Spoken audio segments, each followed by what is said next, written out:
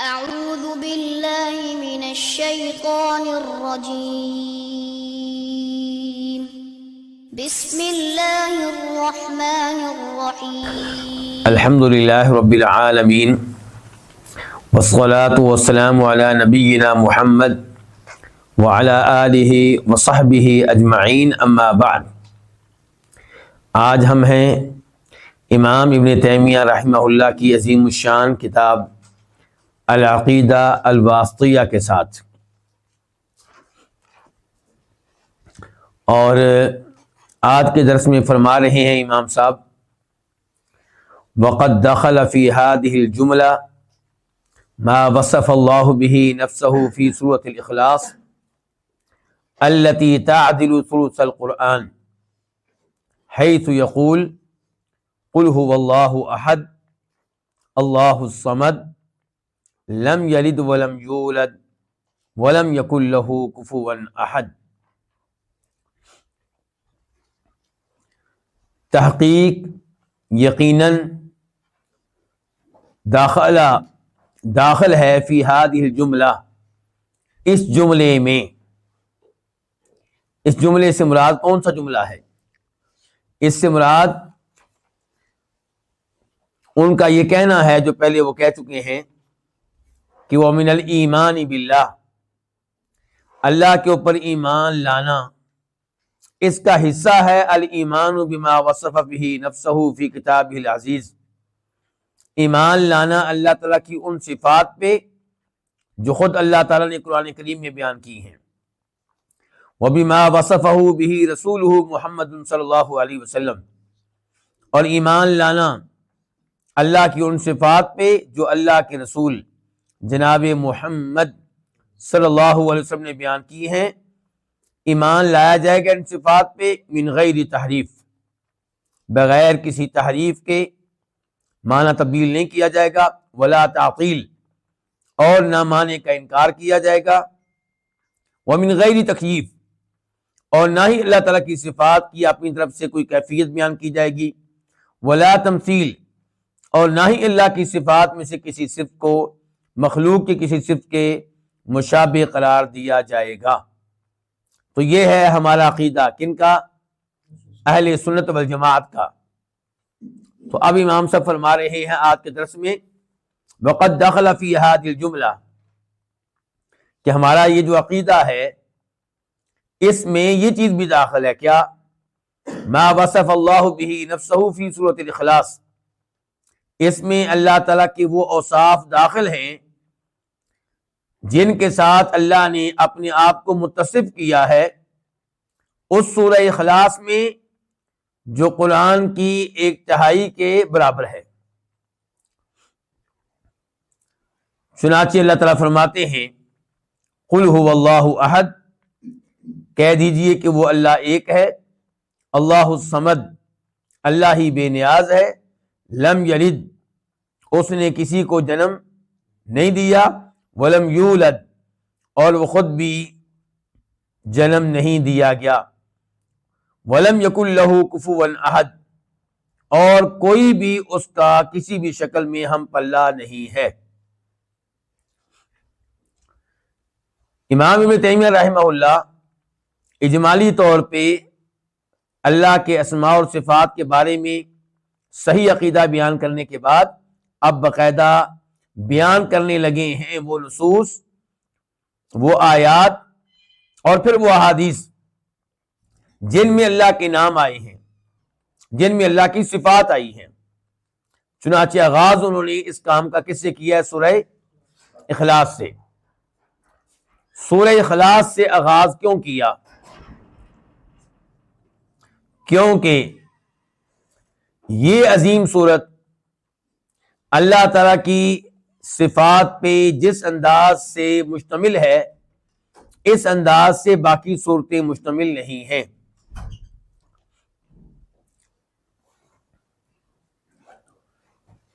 حتیٰ کہ سورت کو کہا جاتا ہے سورۃ الاخلاص۔ کیوں کہا جاتا ہے سورۃ الاخلاص؟ کیونکہ اس سورت میں جو عقیدہ ذکر کیا گیا ہے یہ عقیدہ انسان کو شرک سے پاک رکھتا ہے، اور یہ عقیدہ انسان کو اللہ تعالیٰ کی صفات اور اللہ تعالیٰ کے ناموں میں گمراہیوں سے دور رکھتا ہے۔ امام صاحب نے یہاں پہ کہا ہے کہ یہ سورت قرآن کے 1/3 کے برابر ہے۔ اس کی کیا دلیل ہے؟ تو اس بارے میں جو حدیث ہے وہ آپ کے سامنے رکھنا چاہوں گا۔ حدیث کے راوی ہے ابو سعید خدری رضی اللہ تعالی عنہ کہ ایک آدمی نے سنا کسی دوسرے آدمی کو کہ وہ تلاوت کر رہا ہے قل هو اللہ احد، اور مسلسل اسی کی تلاوت کیے چلا جا رہا ہے۔ سیاق و سباق سے یوں لگتا ہے کہ جیسے یہ تہجد کی نماز کا تذکرہ ہو، کہ تہجد کی نماز میں وہ آدمی مسلسل کیا پڑھ رہا ہے؟ قل هو اللہ احد۔ جب صبح ہوئی تو نبی علیہ الصلوۃ والسلام سے ملاقات ہوئی تو اس آدمی نے اللہ کے رسول علیہ الصلوۃ والسلام کو بتایا کہ یہ آدمی رات کی نماز میں ایک ہی سورت پڑھتا رہا ہے اور وہ قل اللہ احد۔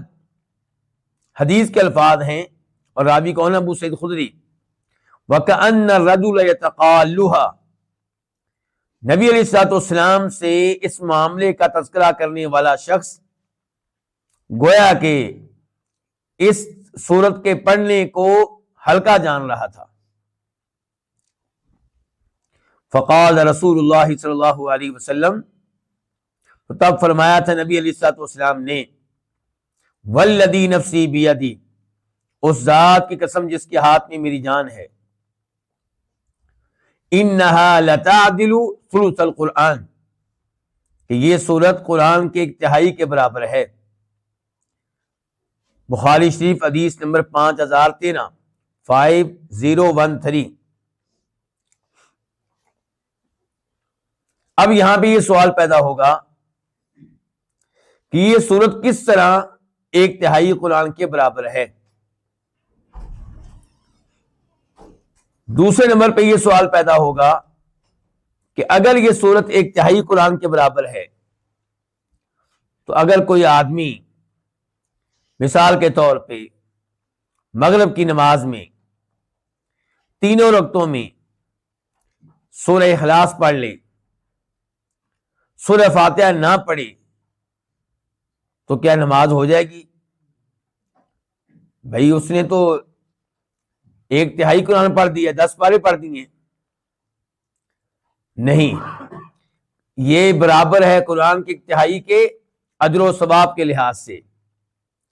ایسا نہیں ہے کہ جہاں پہ تلاوت زیادہ کرنا ضروری ہے اس کے پڑھنے سے سارا معاملہ حل ہو جائے گا، ایسا نہیں ہے۔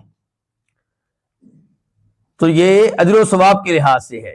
لیکن پھر یہ سوال پیدا ہوتا ہے جس کا پہلے تذکرہ کر چکا ہوں کہ کیوں یہ 1/3 قرآن کے برابر ہے، آخر اس میں کیا چیز ہے؟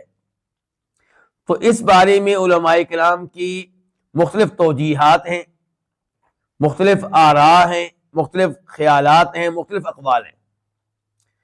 کیوں یہ آراء مختلف ہیں؟ علماء کرام کی رائے ایک کیوں نہیں ہے؟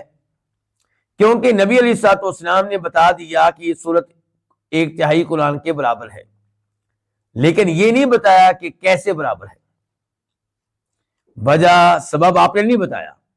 تو علماء کرام نے اپنا اپنا اجتہاد کیا، اپنی اپنی کوشش اس مسئلے میں کی۔ تو ان کے اقوال میں سے 2 قول آپ کے سامنے رکھنا چاہوں گا۔ ایک قول یہ ہے کہ قرآن کریم 3 بنیادی مقاصد پہ مشتمل ہے۔ نمبر 1، احکام، یعنی کہ اللہ تعالیٰ کبھی کسی چیز کا حکم دیتے ہیں، کبھی کسی چیز سے منع کرتے ہیں۔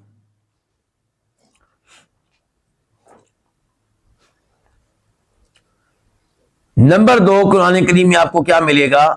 واقعات اور اخبار، تاریخ، جس میں انبیاء کرام علیہ السلام کے حالات کا تذکرہ ہوگا، ان کے اقوام نے ان کے ساتھ کیا سلوک کیا، اس بات کی وضاحت ہوگی۔ انبیاء کرام علیہ السلام کا مذاق اڑانے والے، ان کی تکذیب کرنے والے لوگوں کے اوپر کیسے کیسے عذاب آیا، اس کی وضاحت ہوگی۔ اور تیسرا بڑا جو مقصد ہے قرآن کریم میں وہ ہے توحید، اور یہ کہ بندوں پہ واجب ہے کہ وہ اللہ تعالیٰ کے ناموں کو پہچانے، اللہ کی صفات کو پہچانے۔ تو کتنی چیزیں ہو گئیں؟ 3۔ اور یہ سورت جس کو سورہ اخلاص کہتے ہیں، جس کو قرآن کا انتہائی قرار دیا گیا ہے، اس میں توحید کے اصول موجود ہیں، توحید کے قواعد موجود ہیں، اس لیے اس سورت کو قرآن کا انتہائی قرار دیا گیا۔ دوسری رائے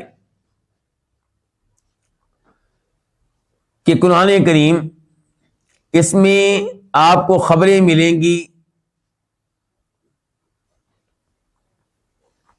اللہ رب العزت کی ذات کے بارے میں، اللہ کے نام، اللہ کی صفات، اللہ کے افعال۔ دوسرے نمبر پہ آپ کو قرآن کریم میں ملیں گی مخلوق کی خبریں، آدم علیہ السلام کا تذکرہ، موسیٰ علیہ السلام کا تذکرہ، عیسیٰ علیہ السلام کا تذکرہ، نوح علیہ السلام کا تذکرہ، ابراہیم علیہ السلام کا تذکرہ، فرعون کا تذکرہ۔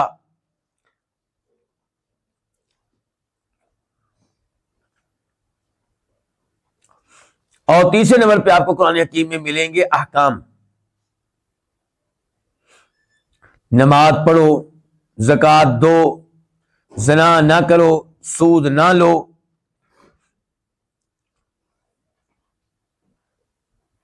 تو سورہ اخلاص ان 3 چیزوں میں سے کس پہ مشتمل ہے؟ پہلی چیز پہ، اللہ کے بارے میں گفتگو، اللہ کے بارے میں گفتگو۔ تو اس لحاظ سے یہ سورت قرآن کریم کے ایک تہائی کے برابر ہے، چونکہ اس سورت میں اللہ تعالیٰ کے اوصاف آئے ہیں، اس لیے صحابہ کرام اس سورت کا بہت اہتمام کرتے تھے، اور ہمیں بھی کرنا چاہیے۔ اس بارے میں ایک حدیث آپ کے سامنے رکھوں گا، سیدہ عائشہ اس کی راویہ ہے، کہتی ہیں کہ نبی علیہ الصلوۃ والسلام نے ایک آدمی کو ایک لشکر کا سربراہ مقرر کر کے بھیجا۔ اب لشکر کے سربراہ، کمانڈر صاحب، وہ اپنے فوجیوں کو خود ہی نماز پڑھاتے تھے، امامت کے فرائض خود ہی سر انجام دیتے تھے، اور جب بھی نماز پڑھاتے، ہر نماز کی ہر رکعت کے آخر میں کیا پڑھا کرتے تھے؟ قل هو اللہ احد پڑھا کرتے تھے۔ جب یہ لوگ واپس آئے تو انہوں نے اس چیز کا تذکرہ نبی علیہ الصلوۃ والسلام سے کیا، تو آپ نے فرمایا سلوہ لأی شیء یصنع ذلک، اس سے پوچھو کہ انہوں نے یہ کام کیوں کیا، یہ ایسا کیوں کرتے ہیں۔ چنانچہ انہوں نے ان سے پوچھا تو وہ کہنے لگے لأنها صفۃ الرحمن وانا احب ان اقرأ بها، اس لیے کہ یہ سورت رحمان کے اوصاف پہ مشتمل ہے، اس میں رحمان کا تعارف ہے، اس میں رحمان کا تذکرہ ہے، اور میں چاہتا ہوں، مجھے محبت ہے اس سورت سے، اس کی تلاوت کرنے سے۔ فقال النبی صلی اللہ علیہ وسلم، تب فرمایا نبی کریم صلی اللہ علیہ وسلم نے اخبروہ، اس کو بتا دو، ان اللہ یحب، کہ خود مال کے کائنات اس سے محبت کرتا ہے۔ بخاری شریف حدیث نمبر 7375، 7375۔ اس سے آپ اندازہ لگا سکتے ہیں کہ اس سورت کی کیا اہمیت ہے اور کیوں اہمیت ہے۔ صحابی نے بتا دیا نا کہ میں کیوں پڑھتا ہوں بار بار، کیونکہ اس میں رحمان کے اوصاف ہیں، رحمان کی صفات بیان کی گئی ہیں، اور اللہ تعالی نے کہا کہ اس کو بتا دو، نبی علیہ السلام نے کہا اس کو بتا دو کہ اللہ تعالیٰ اس سے محبت کرتا ہے۔ جب آپ اللہ کے ناموں سے محبت کریں گے اللہ کی صفات سے محبت کریں گے اور کسی صورت سے اس لیے پیار کریں گے کہ اس میں رحمان کا تذکرہ ہے، رحمان کے اوصاف ہیں، تو رحمان بھی آپ سے محبت کرے گا۔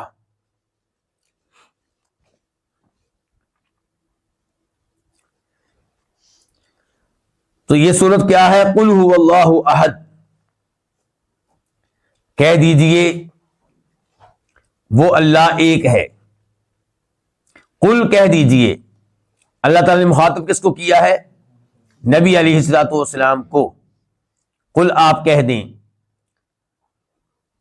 اور نبی علیہ الصلوۃ والسلام کے بعد سب اس کے مخاطب ہوتے ہیں۔ پہلے مخاطب اس کے خود اللہ کے رسول ہوتے ہیں علیہ الصلوۃ والسلام، اور پھر سبھی اس کے مخاطب ہوتے ہیں۔ تو آپ کہہ دیجئے هو اللہ احد، وہ اللہ ایک ہے۔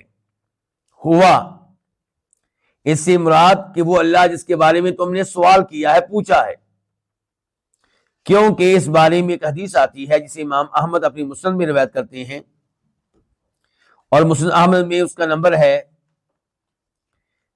21,219 21219، اور امام ترمذی روایت کرتے ہیں نمبر ہے 3364 3364۔ ابی بن کعب اس کے راوی ہیں، وہ اس سورت کا سبب نزول بیان کرتے ہیں کہ مشرکین نے کہا نبی علیہ الصلوۃ والسلام سے، یا محمد انصب لنا ربک، اے محمد ہمارے لیے اپنے رب کا نسب بیان کریں، تعارف بیان کریں، رب کون ہے؟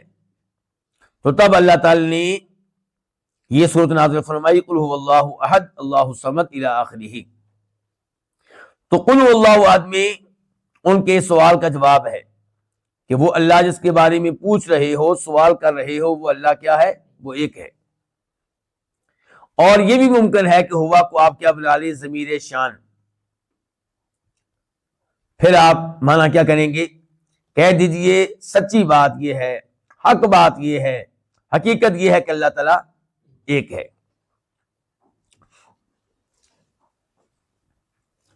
اللہ تعالیٰ ایک ہے، اس میں اللہ تعالیٰ سے شراکت کی نفی ہو گئی ہر اعتبار سے، ہر لحاظ سے، یعنی کہ اللہ کا کوئی شریک نہیں ہے اللہ تعالیٰ کی ذات میں۔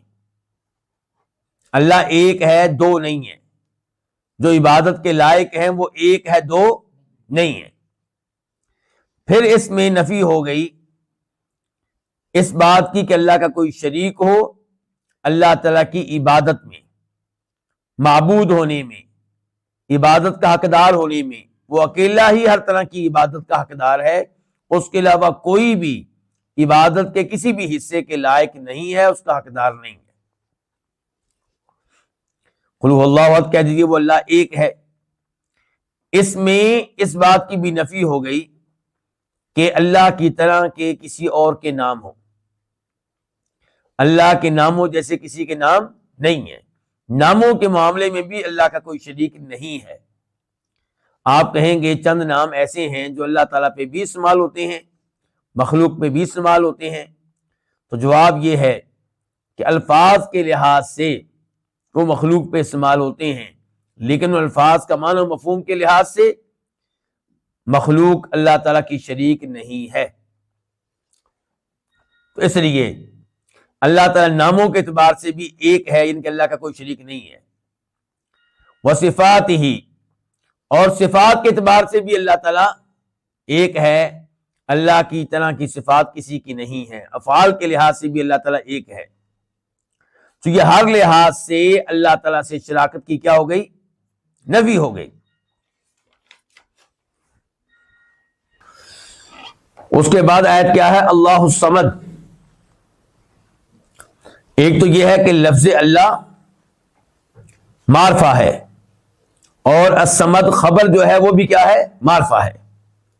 اور جو عربی زبان کے قواعد سے واقف ہیں وہ جانتے ہیں کہ جب دونوں چیزیں معرفہ ہوں تو معنی کون سا پیدا ہوتا ہے؟ حصر کا۔ اللہ الصمد کہ اللہ ہی صمد ہے، اللہ کے علاوہ کوئی صمد نہیں ہے۔ اب یہ ہے کہ صمد کی تفسیر کیا ہے؟ اس بارے میں پہلے تو علماء کرام کے اقوال آپ کے سامنے رکھوں گا۔ چنانچہ پہلا قول ہے عبداللہ ابن عباس رضی اللہ تعالی عنہ کا،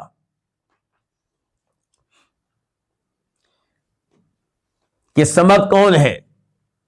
کہتے ہیں السید الذی کمل فی سؤددہ، صمد وہ سردار ہے جو اپنی سرداری میں کامل ہو، جس کی سرداری میں کوئی کمی نہ ہو۔ کہتے ہیں ایسے ہی تو عبداللہ ابن عباس فرما رہے ہیں کہ صمد کون؟ وہ سردار جو اپنی سرداری میں کامل ہو، اس کی سرداری میں کوئی کمی نہ ہو۔ ایسے ہی صمد کے معنوں میں یہ بھی داخل ہے کہ الشریف الذی کمل فی شرفہ، وہ معزز، وہ عزت والا جس کی عزت میں کوئی کمی نہ ہو۔ والعظیم الذی قد کمل فی عظمتہ، اور صمد وہ عظیم جس کی عظمت میں کوئی کمی نہ ہو بلکہ اپنی عظمت کے اعتبار سے بھی کامل ہو۔ ایسے ہی اپنے بردبار اور حلم کے اعتبار سے بھی کامل ہو، استغنا اور بے نیازی کے اعتبار سے بھی وہ کامل ہو، ہر ایک سے بے نیاز، کسی کا محتاج نہیں، اور جبار ہونے کے لحاظ سے، جابر ہونے کے لحاظ سے بھی وہ کامل ہو، اپنے علم کے لحاظ سے بھی وہ کامل ہو، اپنے علم میں وہ کامل ہو، وہ ایسا حکیم ہو جو اپنی حکمتوں میں بھی کامل ہو، اس میں بھی اس کا کوئی شریک نہ ہو اور اس میں کوئی کمی نہ ہو۔ مزید فرماتے ہیں عبداللہ بن عباس کہ صمد وہ ہے جو شرف، مقام و مرتبہ اور سرداری کی تمام اقسام میں کامل ہو، اور ایسا کون ہے؟ ایسا اللہ رب العزت ہے، اور یہ اسی کا وصف ہے، یہ اللہ کے علاوہ کسی اور پہ استعمال نہیں ہو سکتا۔ اس کو روایت کیا امام طبری رحمہ اللہ نے اس مشہور و معروف سند سے، جس کو کئی علماء کرام نے صحیح قرار دیا اور کئی نے اس کے اوپر اعتراض کیا۔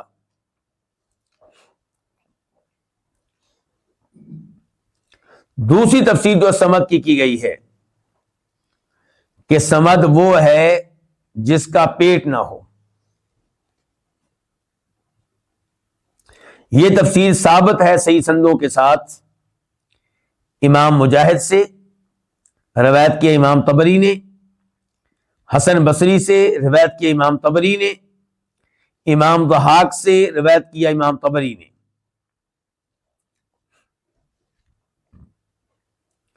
تیسرے نمبر پہ کہا گیا ہے صمد وہ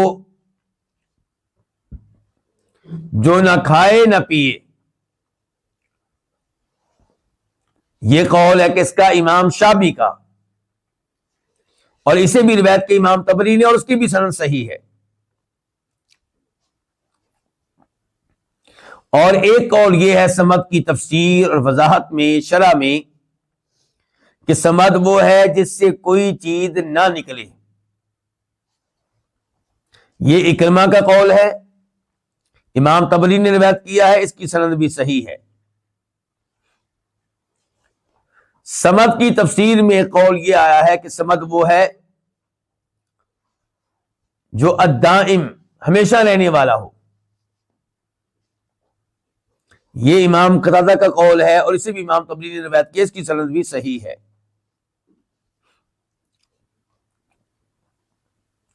اور صمد کی تفسیر میں ایک قول یہ ہے کہ صمد وہ ہے جس کا سب قصد کرتے ہوں، جس کا سب ارادہ کرتے ہوں اپنی ہر حاجت کے لیے، اپنی ہر ضرورت کے لیے، جس کا سب قصد کرتے ہوں، رخ کرتے ہوں، ارادہ کرتے ہوں، وہ کیا ہوگا؟ وہ صمد ہے۔ یہ صمد ویسے تو مصدر ہے، لیکن یہ مصمود یعنی کہ مفعول کے معنی میں ہے، یعنی کہ وہ جس کے لوگ محتاج ہوں۔ یہ جو آخری قول بیان کیا گیا ہے، اسے امام طبری رحمہ اللہ نے بھی اختیار کیا ہے۔ تو اب خلاصہ کیا ہے الصمد لفظ کے بارے میں علماء کرام کی گفتگو کا؟ اقوال تو آپ نے بہت سے سن لیے، کس کو لینا ہے کس کو ترک کرنا ہے؟ سارے اقوال لیے جائیں گے، سب ٹھیک ہے، کوئی غلط نہیں ہے۔ اور خلاصہ یہ ہوگا سمت کا کہ وہ جو سب سے بے نیاز ہو، جو اپنی ہر صفت میں کامل ہو، سب اس کے محتاج ہو، وہ کسی کا محتاج نہ ہو۔ تو ہم اردو میں اس کا ترجمہ کیا کرتے ہیں؟ بے نیاز۔ تو بے نیاز لفظ کسی حد تک اس لفظ کا حق ادا کرتا ہے۔ بے نیاز یہ جو معنی ہے، یہ اس لفظ کا مفہوم کسی حد تک ادا کرتا ہے، مکمل اس سے اس کا حق ادا نہیں ہوتا۔ اسی لیے علماء کرام کہا کرتے ہیں کہ عربی زبان بہت فصیح زبان ہے، دیگر زبانیں اس کا حق ادا نہیں کر سکتی۔ اسی لیے قرآن کریم پڑھنے کا صحیح معنوں میں لطف اس کو آئے گا جو عربی زبان صحیح معنوں میں جانتا ہے۔ جو اردو میں پڑھتا ہے وہ قرآن کریم سے کافی حد تک فائدہ اٹھا لے گا، بہت سی ہدایت اسے مل جائے گی، بہت سی رہنمائی اسے مل جائے گی، لیکن اس لفظ کے معنی و مفہوم میں جو تفصیل پائی جاتی ہے، دقت پائی جاتی ہے، وہ اس کے پاس نہیں ہوگی۔ اس لیے ہر مسلمان کو سوچنا چاہیے اور غور کرنا چاہیے اور منصوبہ بنانا چاہیے اس معاملے میں کہ وہ قرآن کریم کا ترجمہ پڑھے، تفسیر پڑھے، اور پھر ساتھ ساتھ عربی بھی سیکھے، قرآن کریم کو اس کا حق دیا جائے۔ تو خلاصہ کلام یہ ہے کہ اللہ تعالی ہی صمد ہیں، ہر ایک سے بے نیاز ہیں، باقی سب اس کے محتاج ہیں، اللہ کسی کا محتاج نہیں ہے، اور اللہ اپنی ایک ایک صفت میں کامل ہے، اللہ کی کسی بھی صفت میں کوئی نقص، کوئی کمی، کوئی کوتاہی نہیں ہے۔ یہ ہے اللہ الصمد۔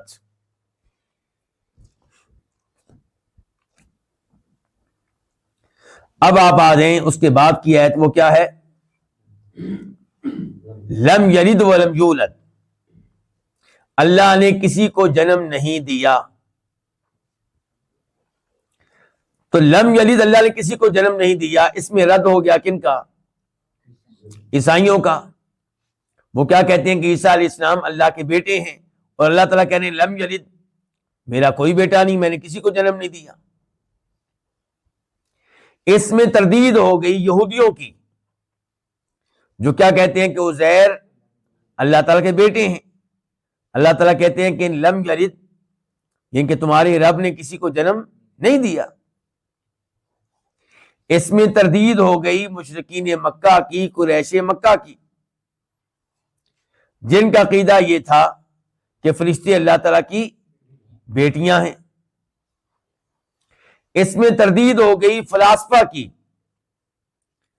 جن کا یہ عقیدہ ہے کہ اللہ سے 10 عقلیں نکلی ہیں، اللہ سے نکلی ہیں، اور یہ 10 عقلیں پوری کائنات کا نظام چلا رہی ہیں، سسٹم چلا رہی ہیں۔ اس میں تردید ہو گئی ان کی بھی، جن کا یہ کہنا ہے کہ نبی علیہ الصلوۃ والسلام اللہ کے ذاتی نور میں سے ایک نور ہیں۔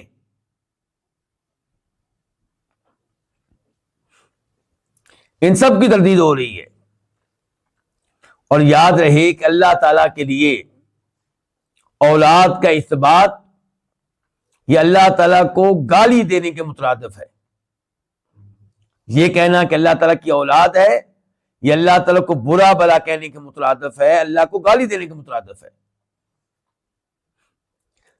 نبی علیہ السلام فرماتے ہیں کہ اللہ تعالیٰ کہتے ہیں حدیث قدسی میں کہ آدم علیہ السلام کا بیٹا انسان یہ میری تکذیب بھی کرتا ہے، مجھے جھوٹا قرار دیتا ہے، اور مجھے برا بلا بھی کہتا ہے۔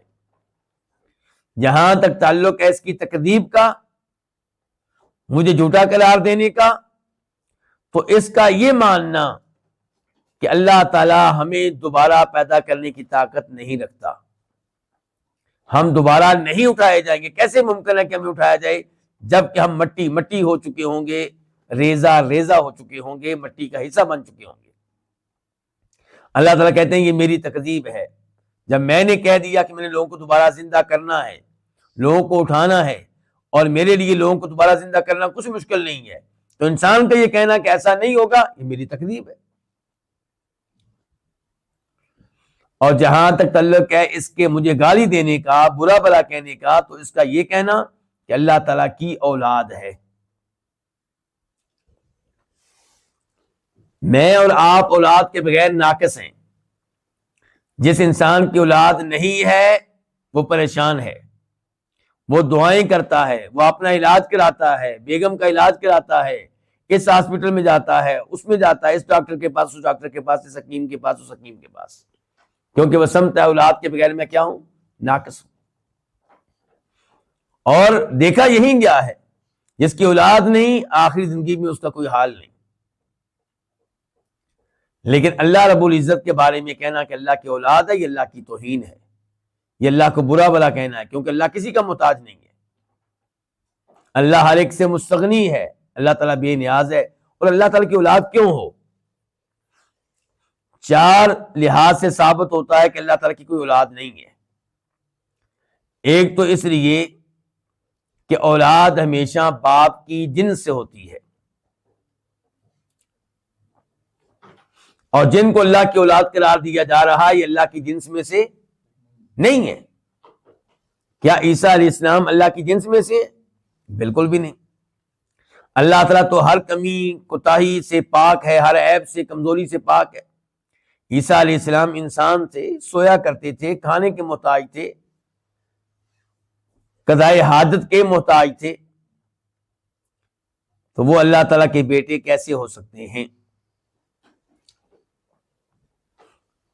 نمبر 2, اولاد کی ضرورت اس لیے پڑتی ہے کہ اولاد لینے والا اولاد کا محتاج ہے, جبکہ اللہ تعالیٰ کسی کے بھی محتاج نہیں ہے, ہر ایک سے مستغنی اور بے نیاز ہیں. تو پھر اللہ تعالیٰ کی اولاد کیسی ہوگی, کیوں کر ہوگی؟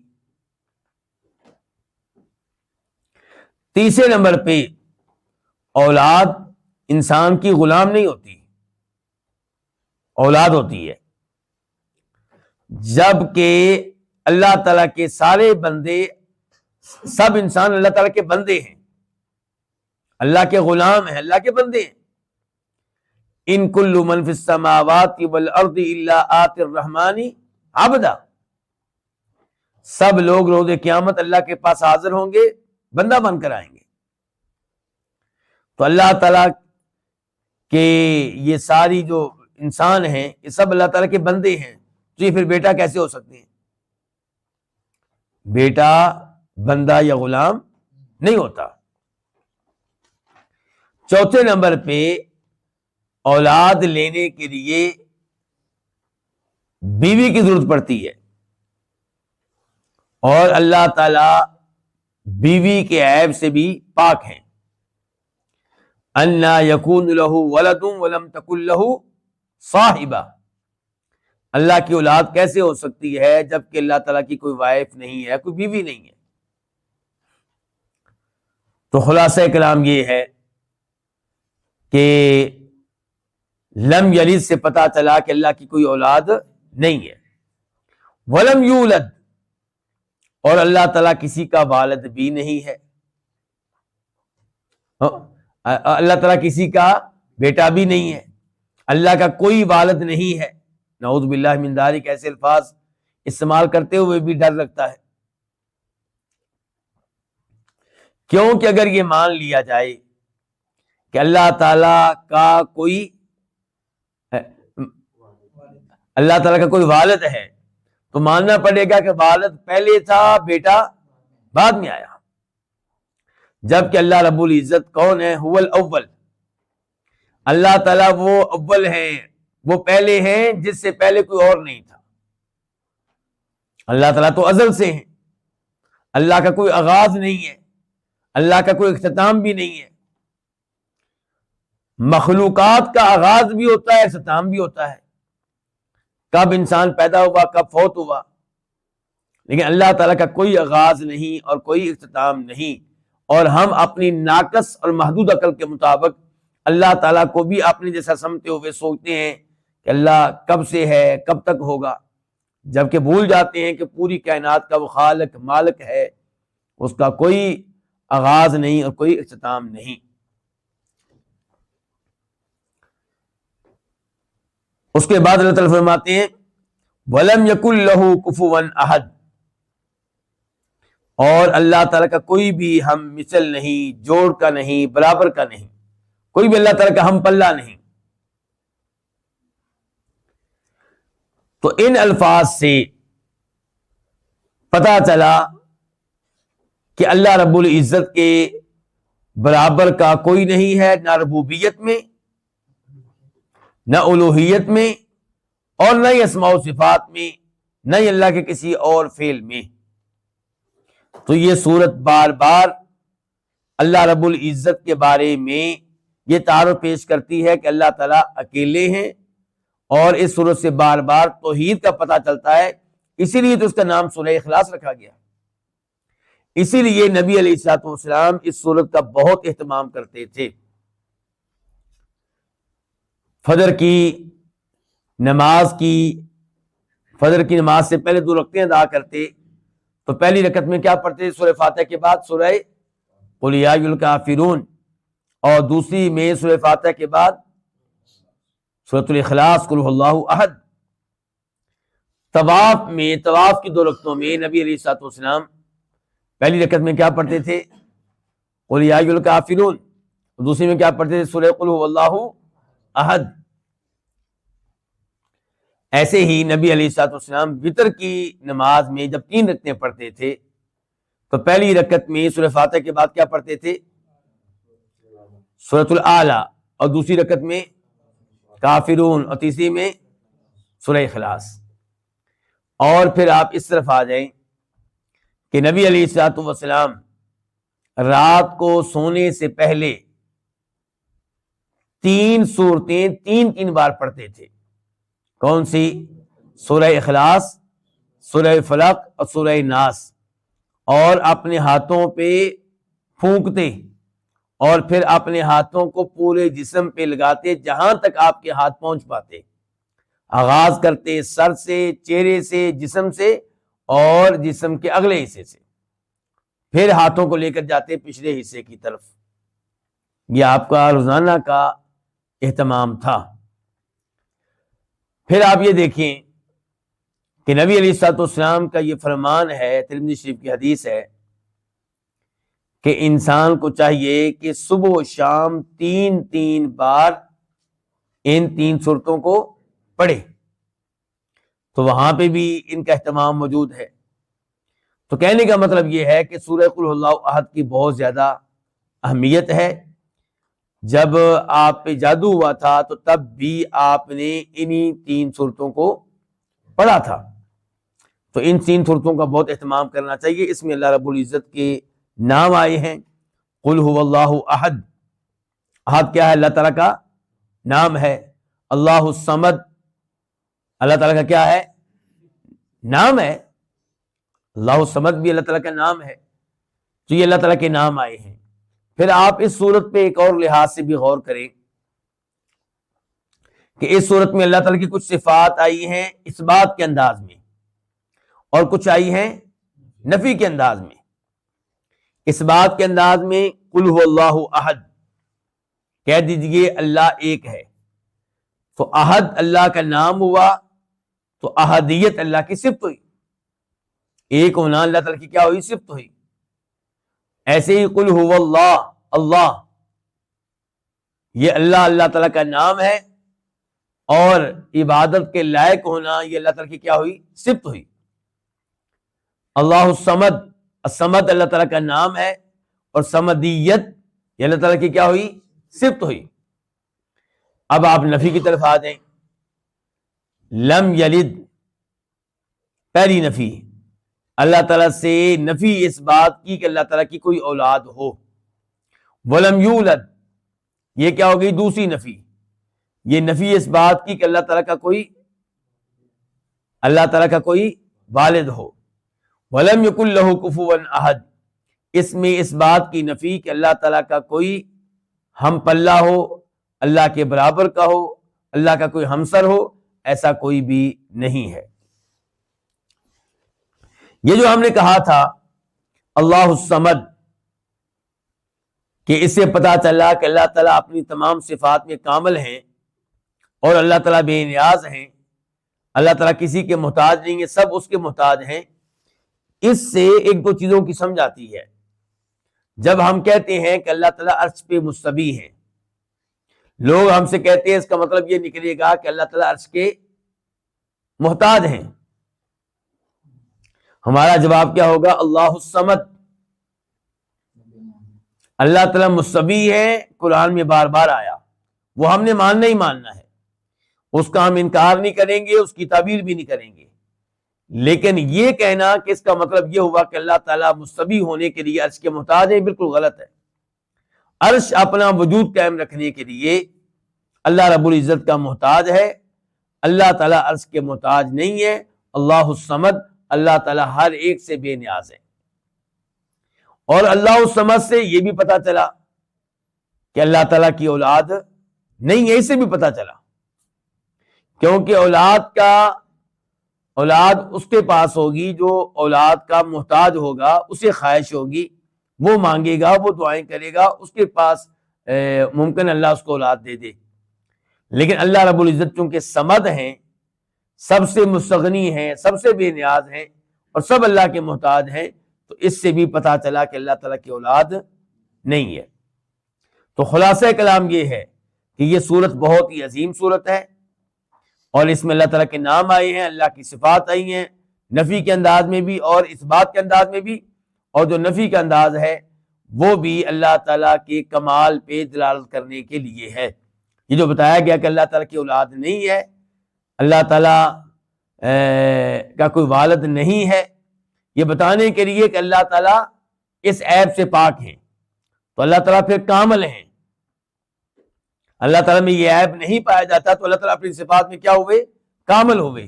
تو نفی بھی اسی لیے آتی ہے تاکہ اس نفی کے جو متضاد ہے، اپوزٹ ہے، اللہ تعالیٰ کی صفت، اللہ تعالیٰ کا نام، اس کا کمال ثابت کیا جا سکے۔